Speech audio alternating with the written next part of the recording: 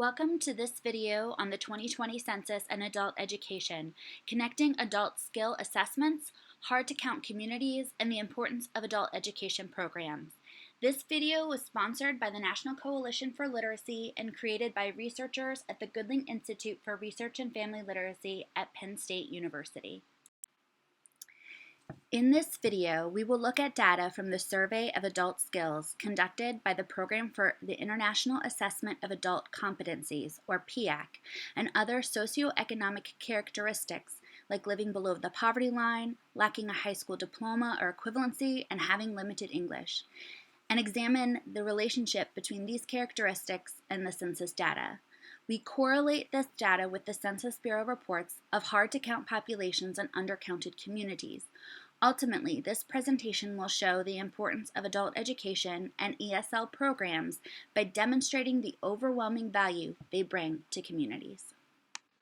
Our presentation will begin with why the census matters, and then discuss the role of adult educators in connecting with what the Census Bureau defines as hard-to-count populations. We'll then move on to PIAAC assessment and its data before connecting that to data from past census counts. We'll then look at this information in the context of specific communities across the U.S. Next, we'll discuss the role of census data in determining federal funding, specifically looking at Miami, Florida as a case study. We'll then wrap up with key conclusions and takeaways from this presentation. Why does the census matter? Census data determines things like representation, provides information for federal and state funding and planning, and also can help businesses plan their futures. Each decennial census can change the number of seats each state has in the House of Representatives. The 2010 census showed growth in 8 states, which necessitated the reapportionment or division of House seats in a way that gave states like Arizona additional representation. An accurate count is important so that each state is properly represented in the federal government. Additionally, federal and state governments, as well as smaller localities, use census data for planning. This data will help determine the allocation of over $675 billion, as well as help communities plan for increased road and bridge use, the number of children projected to be in public schools, and changes in demand for hospitals and emergency services. Lastly, businesses often use census data to guide their decisions in locating factories or offices or even opening up new stores. In short, an accurate census count is vital. Adult educators can use census data in their curriculum in a variety of ways. They can have discussions on civic responsibilities of all people living in the U.S. This includes not only things like voting and jury duty, but also participation in the census count. They can also explore U.S. history through past census data. The Census Bureau has its past aggregated data available on its website to explore different areas, eras, and peoples. Census data can also be used for math activities. This presentation will discuss different mathematical calculations used to determine the value of participating in the census for specific localities. Additionally, there are a variety of different census educational materials available on the NCL website, the link of which you can see here on this slide. Adult educators and hard-to-count communities. Many adult education programs serve populations classified as hard to count by the Census Bureau. The Census Bureau classifies hard-to-count communities as those populations that have traditionally been undercounted in past census counts. Examples of hard-to-count populations are renters, individuals experiencing homelessness, low-income households, seniors, African American males, college students, foreign-born individuals, and children under the age of 4. PIAAC assessment data. PIAAC data attempts to measure literacy and numeracy skills across the globe. Literacy is the ability to understand, evaluate, use, and engage with written text to participate in society, to achieve one's goals, and develop one's knowledge and potential. Numeracy is the ability to access, use, interpret, and communicate mathematical information and ideas in order to engage in and manage the mathematical demands of a range of situations in adult life. PIAAC data shows 43 million U.S. adults, or roughly 1 in 5 U.S. adults, possess low literacy skills. Additionally, 62.7 million adults, or roughly 1 in 3, have low numeracy skills in English. Adults at or below level 1 in terms of literacy may struggle to fill out complex forms or applications. Adults at or below level 1 in their numeracy skills may struggle to perform basic arithmetic operations or understand simple percentages. These maps show the percentages of the population by county at or below level 1. The darker the county appears, the higher the percent of the population at or below level 1. A lighter county, conversely, shows a smaller portion of the population tests at or below level 1.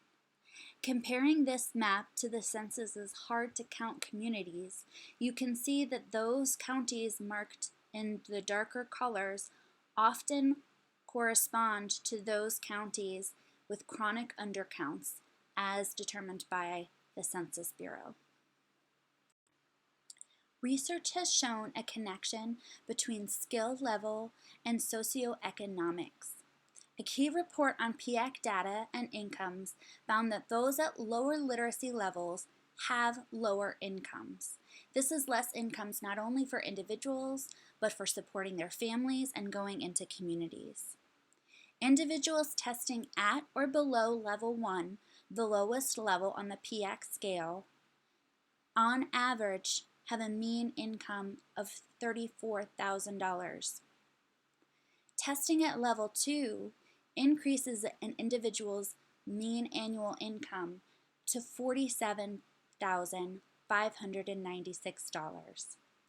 This is a difference of over $13,000 in a single year. Similarly, individuals testing at levels 4 and 5, the highest levels on the PIAAC scale, have a mean annual income of $73,284.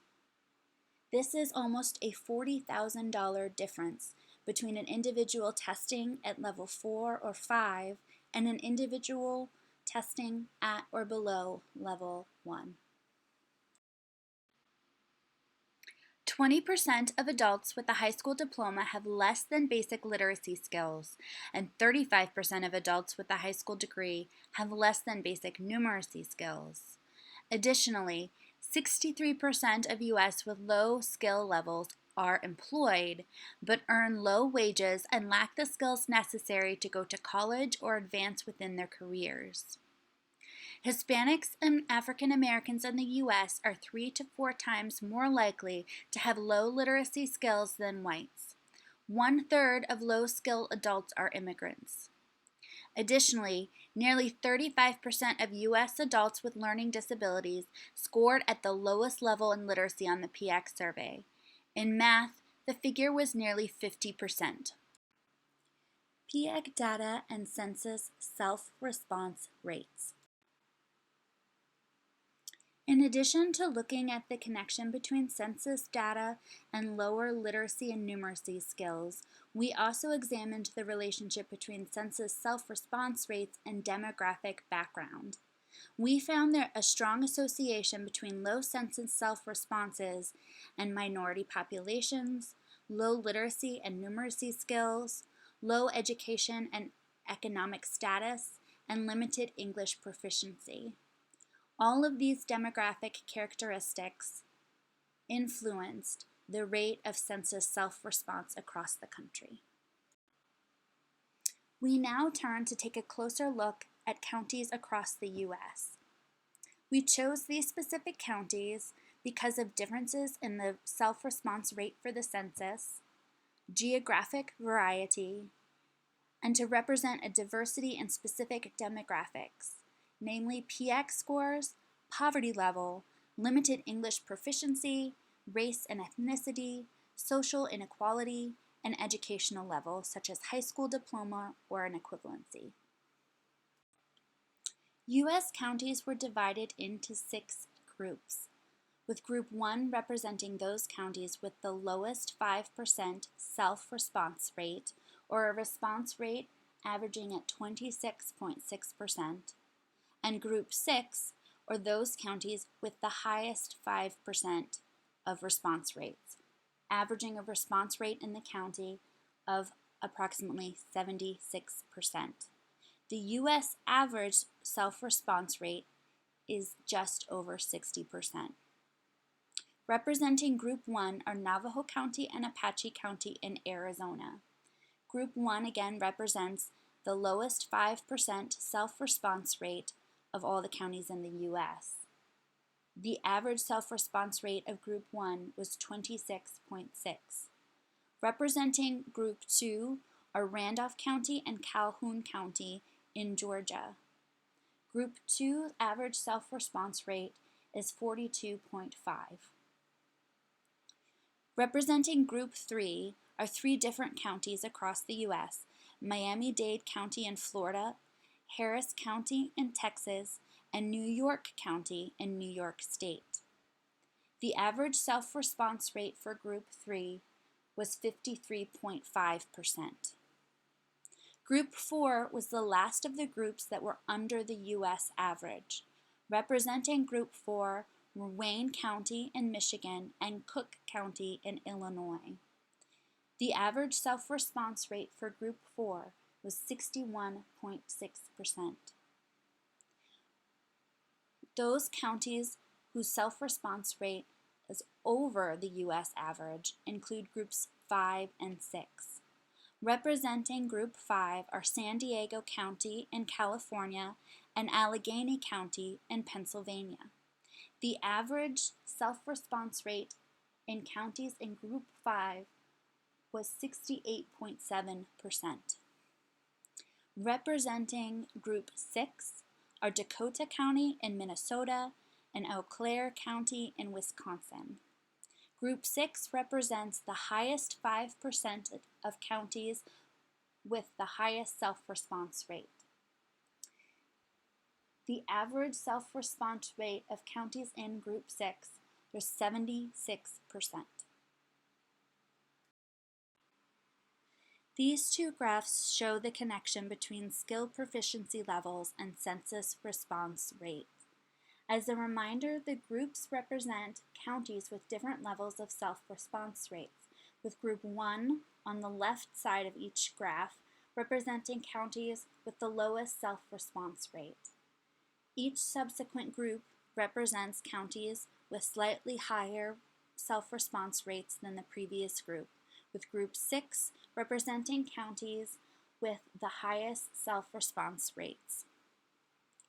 The yellow bars on the graphs show literacy levels in those groups that are at or below level 1, and on the graph on the right, numeracy levels that are at or below level 1. You can see in both graphs, as literacy skill levels and numeracy skill levels increase, so too does the census self-response rate.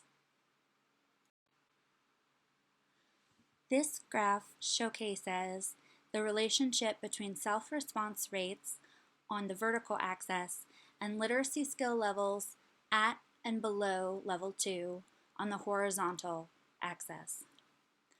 Counties with a high percentage of literacy skills at or below level 2, but a low self-response rate to the census, can be found in the right lower corner of the graph.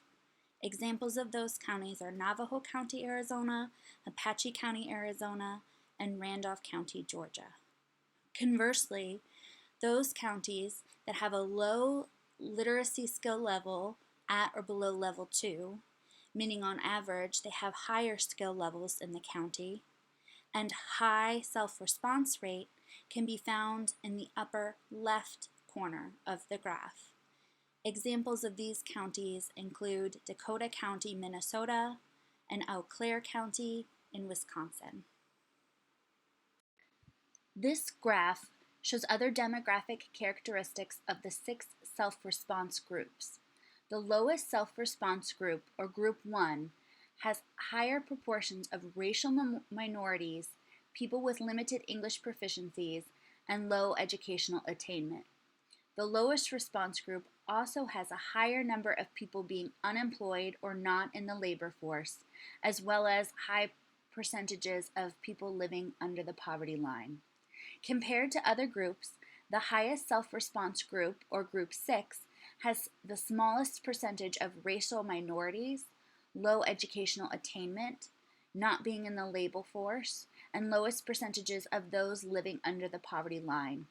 This displays the strong association between demographic background and census self-response, in addition to literacy and numeracy skills as shown in the previous slides. This table shows some of the demographic characteristics of selected counties from the 6 self-response groups. For example, Apache County from Group 1, or the group with the lowest self-response rate, has one of the highest percentages of racial minorities and people living in poverty of those listed on the table. Counties with higher self-response rates, such as Dakota County and Allegheny County, have populations with lower percentages of racial minorities, as well as lower percentages of people living in poverty. Examining federal funding. We will now look at federal funding in one county in specific, that county of Miami-Dade, Florida. Though we looked at several U.S. counties to examine the relationship between PIAAC test scores, census response rates, and various demographic and social characteristics such as race, ethnicity, immigration, and poverty level, for the remainder of the presentation we'll zoom in on this one community in Florida. Why Miami, Florida? Miami, Florida is a good single case that demonstrates the association between all the above characteristics. The following slides examines federal funding for Florida and its relationship to past census data. In 2016, Florida received just over $44 billion from 55 different spending programs from the federal government. All of this funding was determined by the census count done in 2010.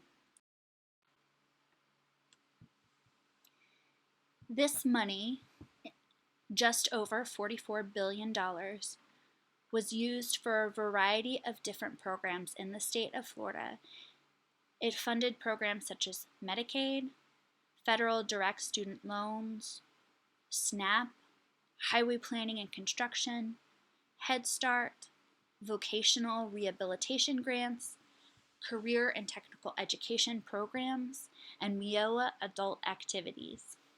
You can find more information on different states and their federal fundings and how that money is allocated by going to the George Washington Institute of Public Policy and looking at their Counting for Dollars 2020 reports, found at the link at the bottom of the slide. Florida's population in the 2010 census was almost 19 million individuals. Receiving over $44 billion from various federal funding programs, each person in Florida represents a potential of $2,350 of funding each year, or $23,501 over the course of 10 years. As demonstrated in the previous slides, census self-response translates into additional funding available for communities within each state in the U.S.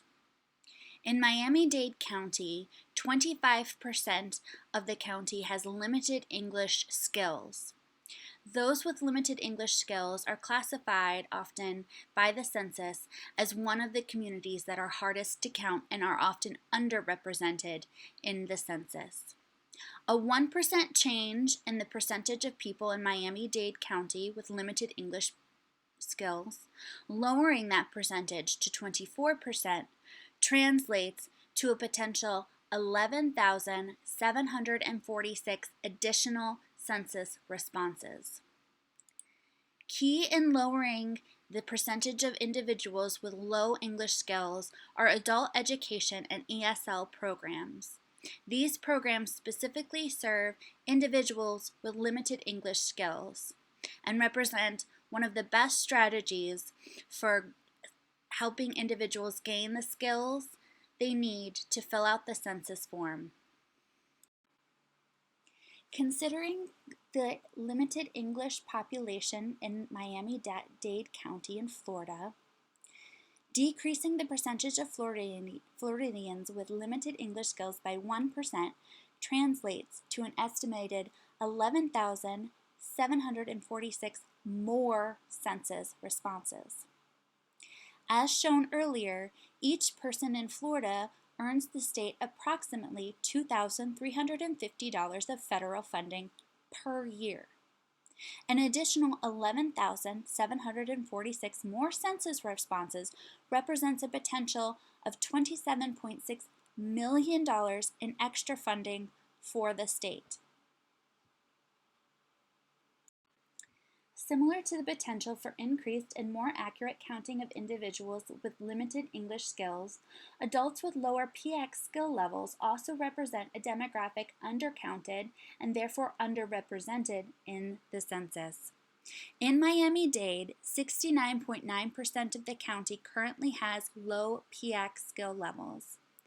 Changing this percentage of the population by 5 percentage points, lowering it to 64.9%, represents a potential 18,479 additional census responses.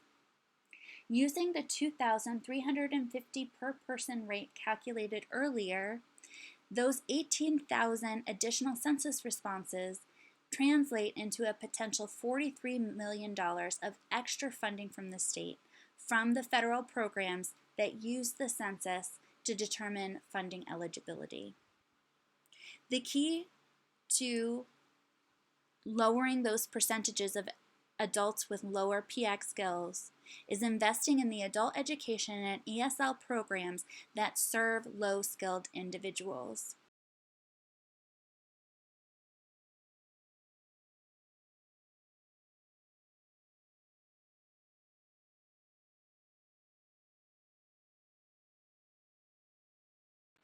The information and data outlined in this video brings us to 4 main conclusions. First, getting a correct census count is vital, particularly as it affects the amount of federal funding a state may obtain for infrastructure, K-12 schooling, and various adult and vocational education programs.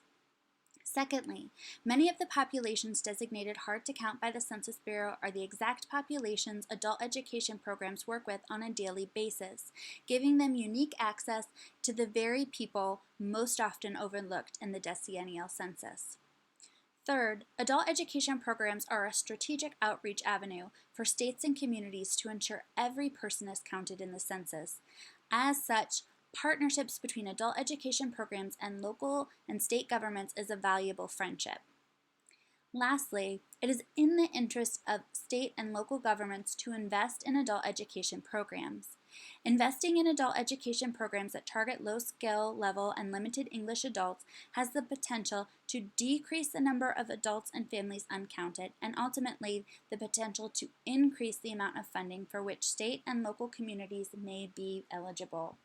Investing in adult education and ESL programs therefore represents a valuable strategy for states to not only gain more accurate representation for their population, but to also potentially increase the resources from various federal and state funding programs. For more information on adult education, you can visit the websites for the National Coalition for Literacy as well as the Goodling Institute for Research and Family Literacy at the Penn State University. Additionally, you can visit the National Coalition for Literacy's page specifically targeting adult education in the context of the 2020 census by visiting the website at the link shown on the slide.